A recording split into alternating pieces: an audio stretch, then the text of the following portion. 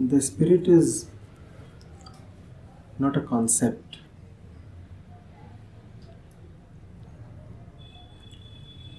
All concepts are bound to be about things, objects. So the spirit can never be captured in a concept.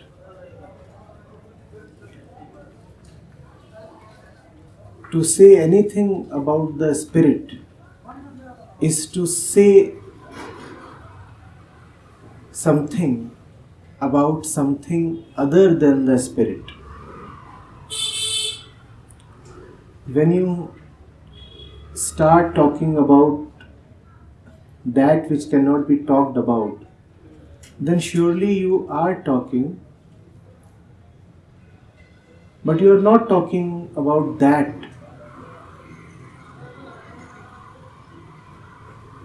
which you intend to talk about.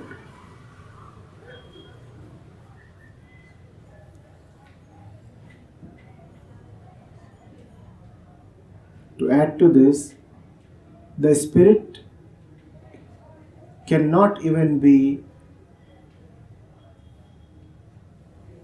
an intention. The spirit cannot even be a subtle target.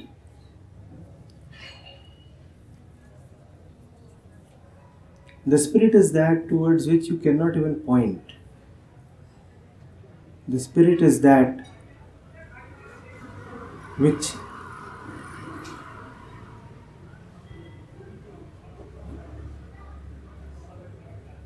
is beneath and beyond all pointings and the absence of all pointings. The way we refer to the spirit, what we mean is just the mind. In popular usage or even in spiritual parlance, when we use the word spirit, it only actually refers to the mind. For example, you say, my spirits are high or my spirits are low. Now that which the spirit really is can neither be high nor be low.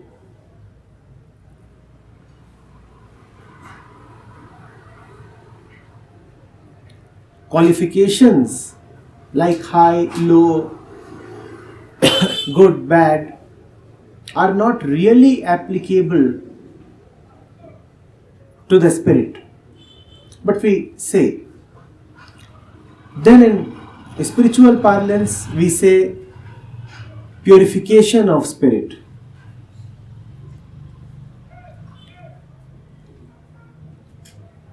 Or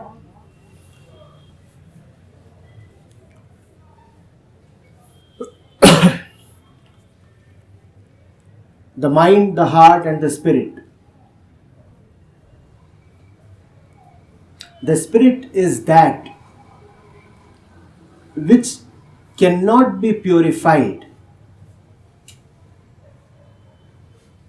purely because it has enough expanse to accommodate all dirt and all stains. It is not as if the spirit is totally clean. It is just that it is so expansive that all the rubbish that there can be, just cannot make an impact on it. They cannot corrupt it. So it has all the corruption and is yet uncorrupted. Hence there can be nothing called the purification of spirit. Similarly, when you say the mind, the heart and the spirit and such things, and it's a very common usage again. I read somewhere today, it was written, yoga is about the union of the mind, the heart and the soul. Now when the word soul is used, it's used as a synonym of spirit.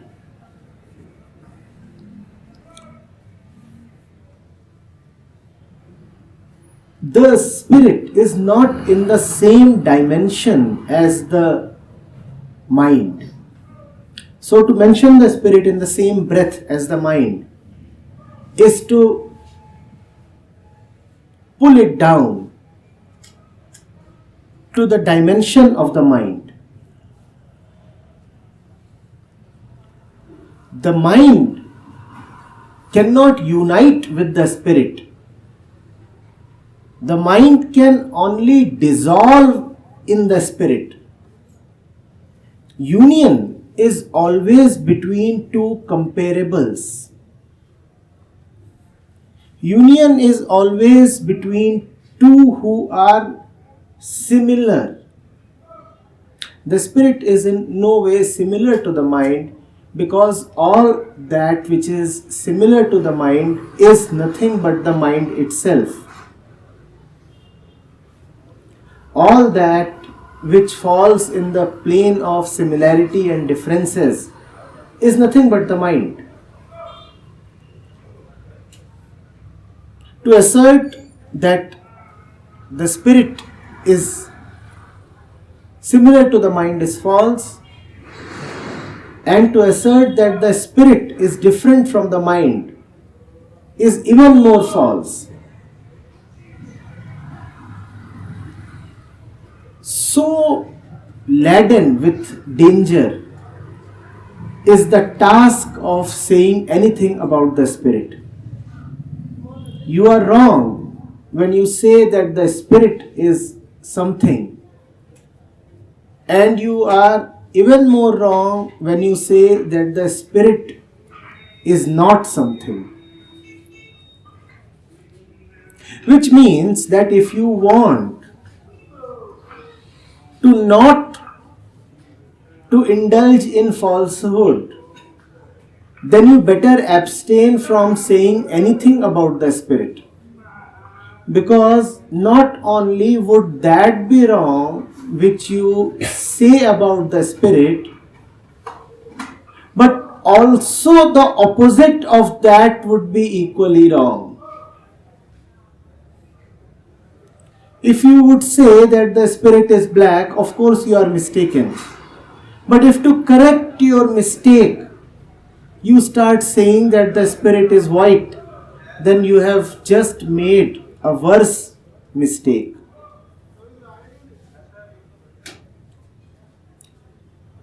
In such a situation, why would anybody want to run the risk of even uttering the word spirit? You say spirit and you have fallen into a ditch. You think of the spirit and already your thought has wandered into a dark jungle. You try to do something with the spirit and you are trying to move the immovable.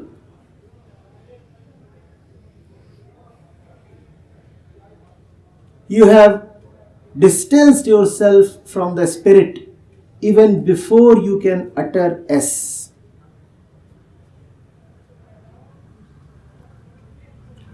The spirit is when you are not thinking about it, not conceptualizing about it. When you are conceptualizing about it, then the concept obfuscates the spirit.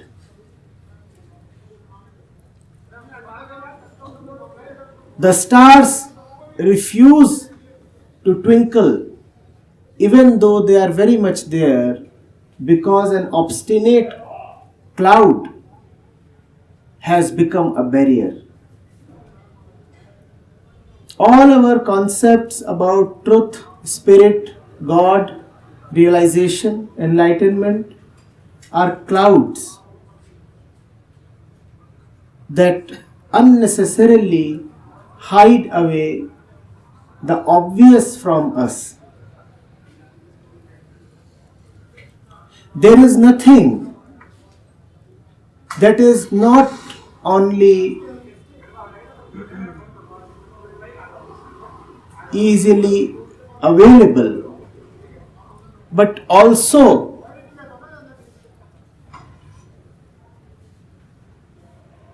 right in your bloodstream till you start searching for it.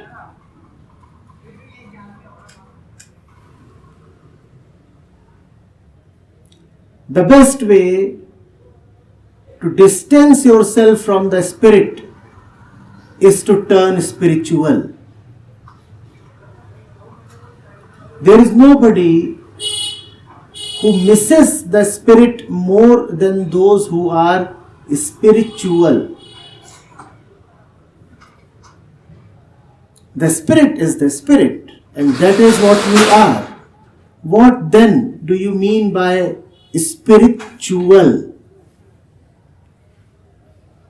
You are either the spirit or you are lost. There is nothing called spirituality in between. That is why all spirituality is the biggest barrier between the mind and that which the mind craves for.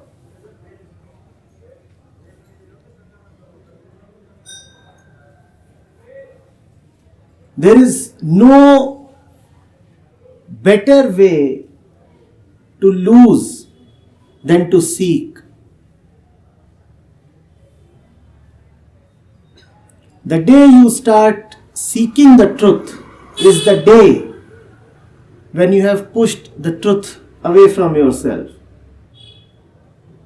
The day you start finding the I is the day when 1,000 false eyes become firmly entrenched in your mind.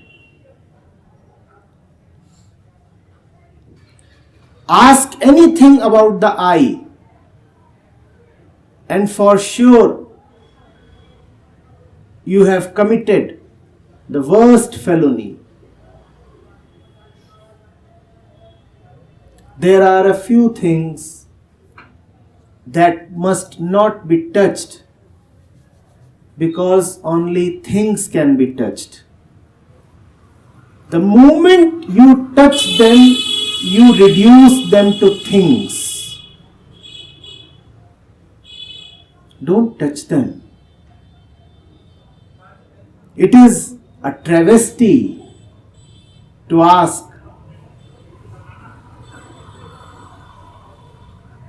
what is God?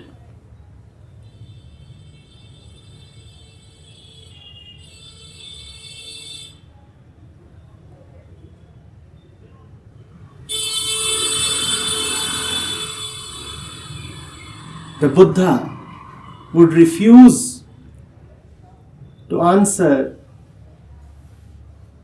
some 11 questions. Any question about the abstract, he would simply refuse to touch. You ask him, is there rebirth? He would keep silent. You ask him, is there God? He again would not commit. You ask him, is there a self? He would be silent. You ask him, is there really a no self? He would again be silent. The moment you ask, who is God? The moment you ask, who am I? Gone, gone, gone. These are not questions to be asked, because questions can receive only answers. The Spirit is not an answer. The Spirit is not a question either. The Spirit is that which breathes within all questions, answered or unanswered. The Spirit is that which breathes in all answers, right or wrong. The Spirit is that which breathes even in questions that have not been asked and are never going to be asked.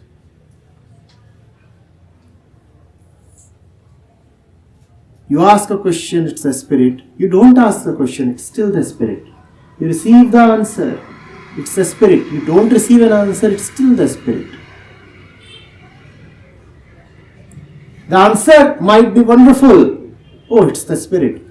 The answer might be idiotic. It's still the Spirit.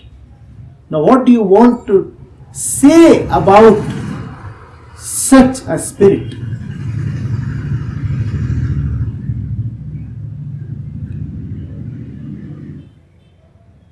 It is there where it is. It is equally there where it is not. Where now do you go to find it? It shines in its presence. In its absence, it shines even more. Such is the Spirit.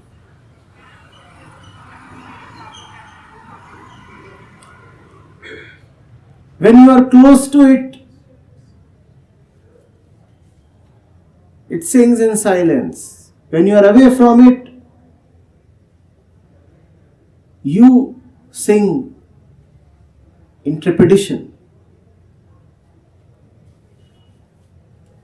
This evening, I was returning from the Ganga and I watched a monkey kid screaming its heart out. It was utterly restless with passion. It was terrified. It wanted something, and ceaselessly it was crying aloud. Such is the Spirit. The Spirit is that which enables all crying, wailing, problems and weeping. And then after the kid had cried for a while, an adult monkey made its way to the kid, hugged the kid close to its chest, and the baby monkey fell totally silent. Not even the faintest sound anymore. Such is the Spirit. It does not speak. Now, what do you want to say about this Spirit? Is it noisy or is it silent? If you say it is both, then you have not said anything. If you say it is neither, then you must not say anything.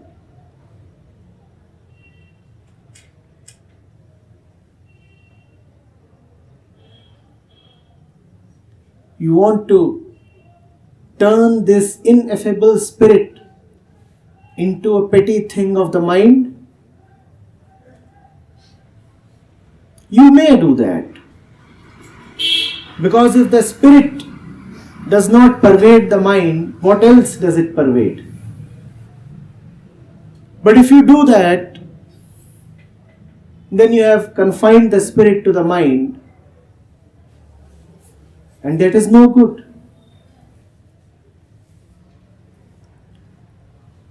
Caught you are if you do, and caught you are if you don't. Now, what do you want to do and what do you not want to do?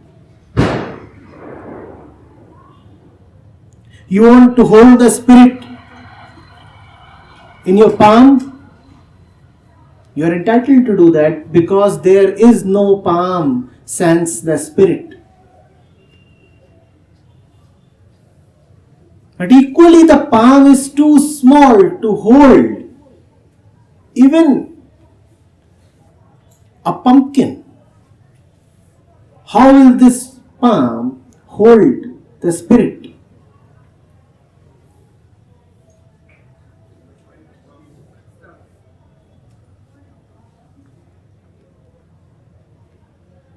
The palm can hold only that which is mediocre.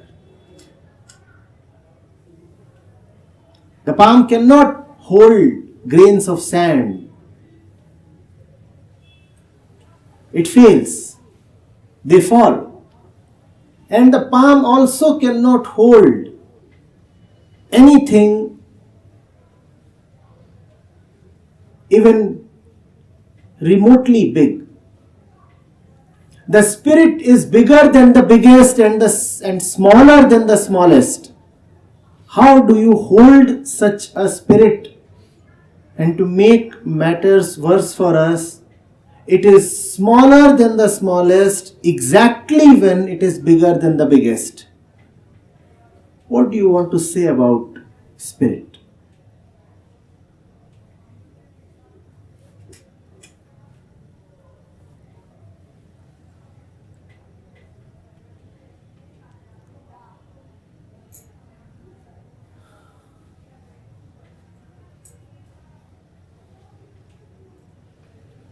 Remember, if you do not say anything about the spirit, you are lying.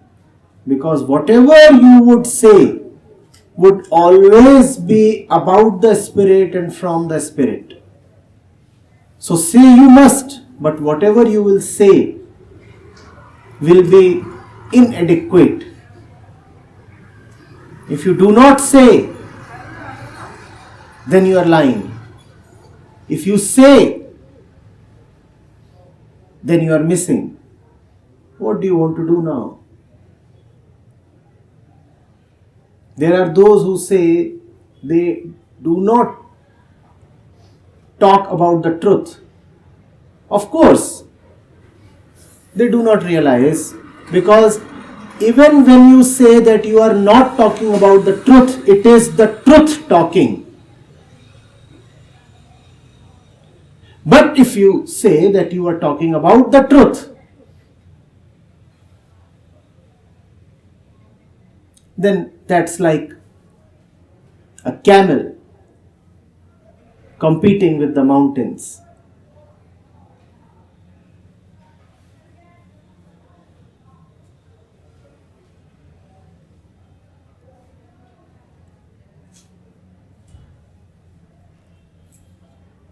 You say and you are caught. You don't say. You are caught in a worse situation.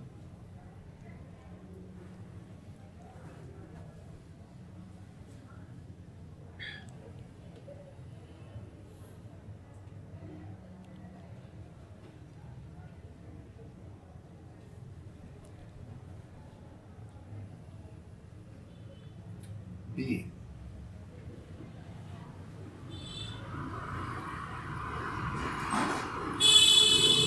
That which we call as being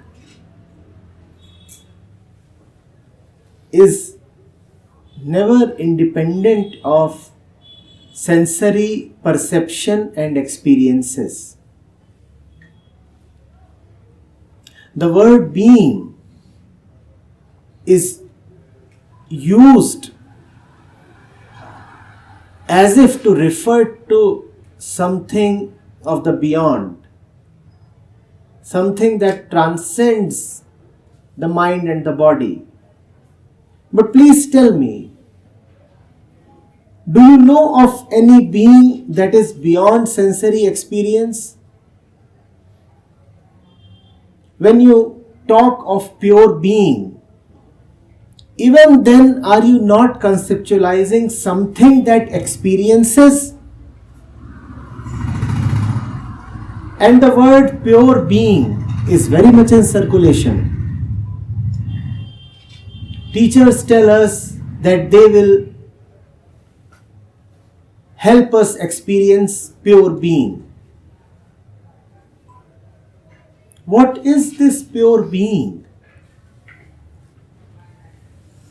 Will the pure being exist and be experienced when you are not there to experience? Do even the most sublime and purest of your experiences stand the test of sleep? What happens to all the divine experiences when your state of consciousness changes and you fall asleep? When you are deeply in sleep, then a God denier and the most spiritual being are the same. Just as a king and a beggar are not at all different in their sleep.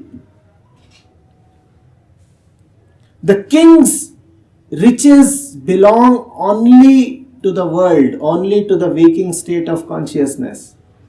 The beggar's poverty too belongs only to the waking state of consciousness. Similarly, this thing called being is only a concept of the waking state of consciousness. The moment that state of consciousness passes away, the being also disappears. Truth is not about being, neither personally nor impersonally. Truth is a dissolution of all that which we have labeled as being. Whenever we talk of being, that is always in relation to something. Even when you talk of pure being, you are talking of pure being in relation to impurity. Whenever we talk of being, we are talking of the personality. Whenever we talk of being, we are talking of mental formations.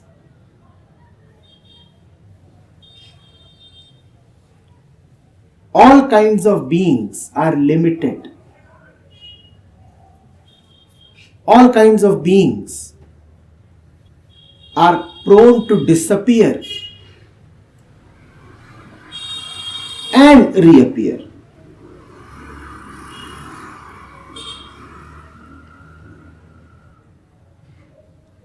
It is easy to dismiss the various beings that the mind is usually occupied with. You can discount being a husband. You can discount being an American. You can discount being a Catholic. You can discount being an athlete. You can discount being a rich man. But a greater danger arises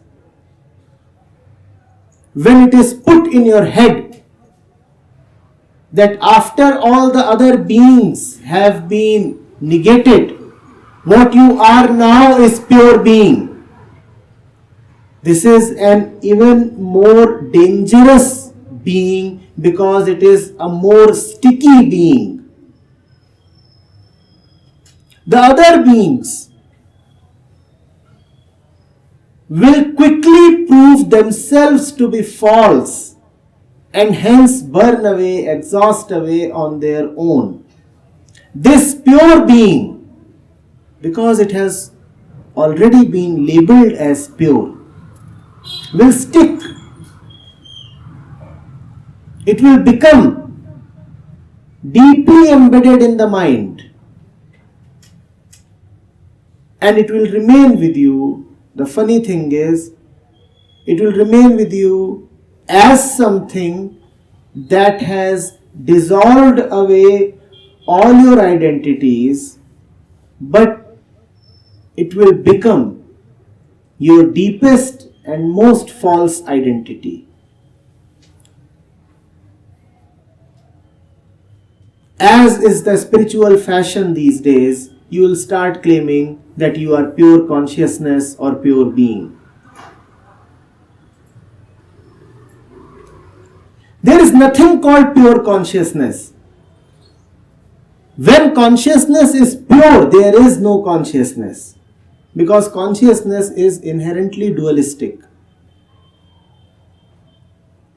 There is nothing called a pure mind. When the mind is pure, then the mind is not personal at all. And if it is not personal, why is the person talking about it?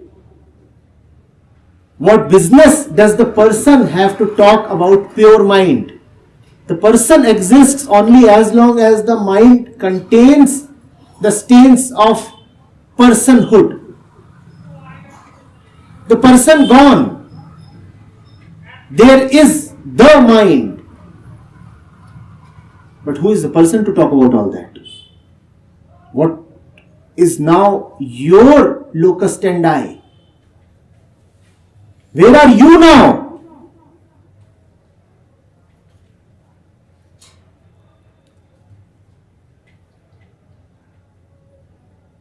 You used to claim that the waterfall is dirty. You used to claim that because your eyes had dirt.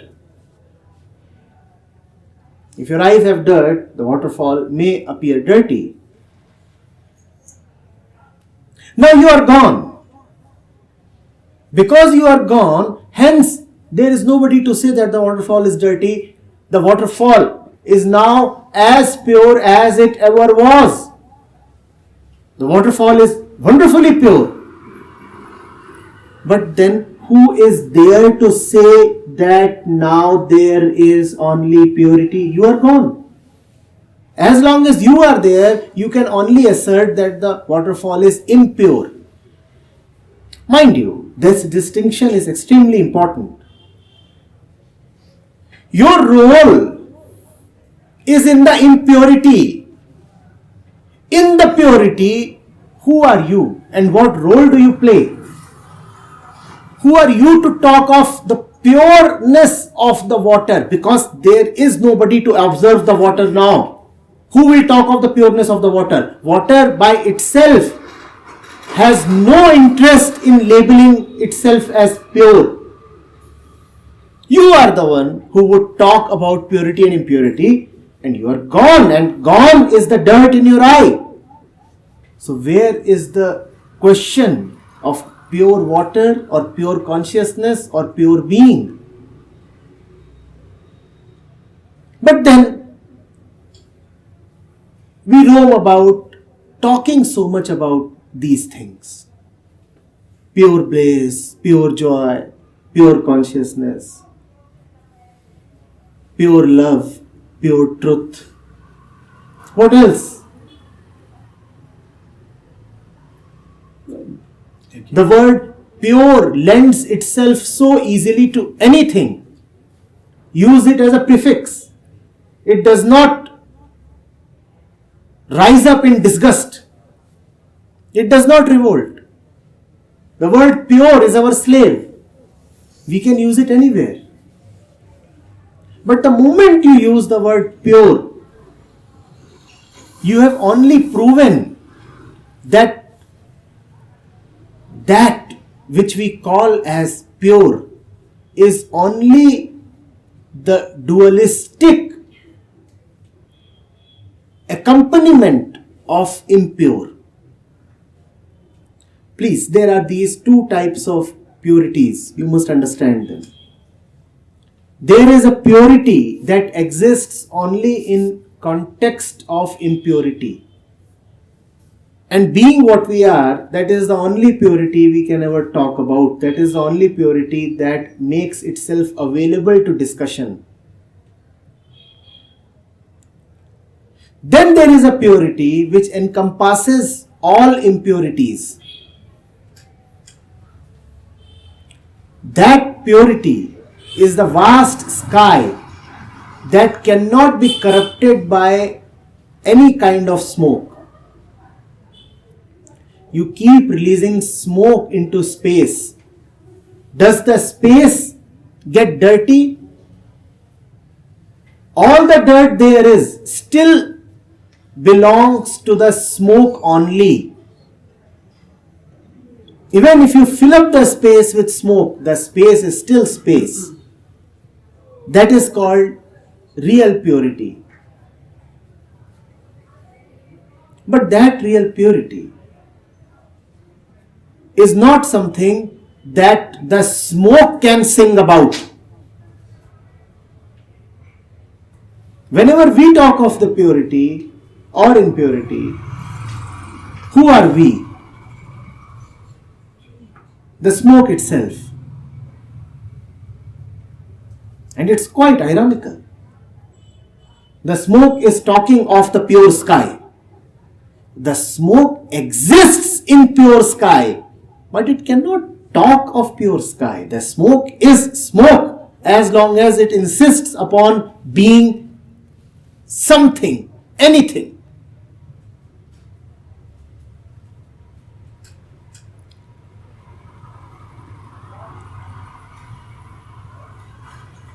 I repeat, there are a few things that become greatly available when you do not want them. They become greatly available only when you do not want them. They remain greatly available always. But the assumption behind wanting is that you lack them. This assumption clouds the availability. Do not want what cannot be an object of wanting. We are entitled to want a cup of tea.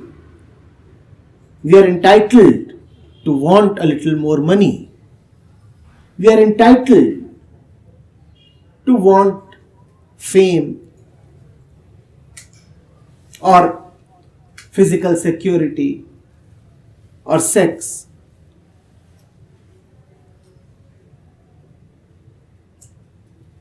Or some pleasurable object. These are things that are the rightful objects of desire. Go ahead and desire them.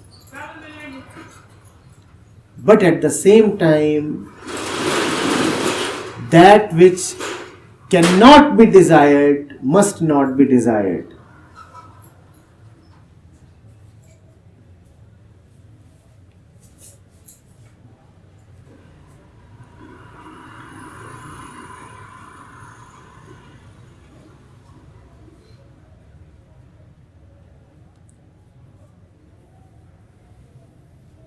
When the being is gone, then the being is. As long as the being is not there, there is a lot of interest in the being. And when the being really is,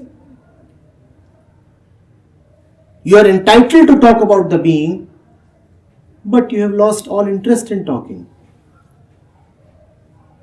Your interest in being or truth or God is itself an indication that you must not talk about them. God is when you are no more interested in God. Truth is when truth no more attracts you. Love is when you do not even know that you are in love. When truth or love or joy become mental things, stuff that you can write an email about, stuff that you can communicate to the other,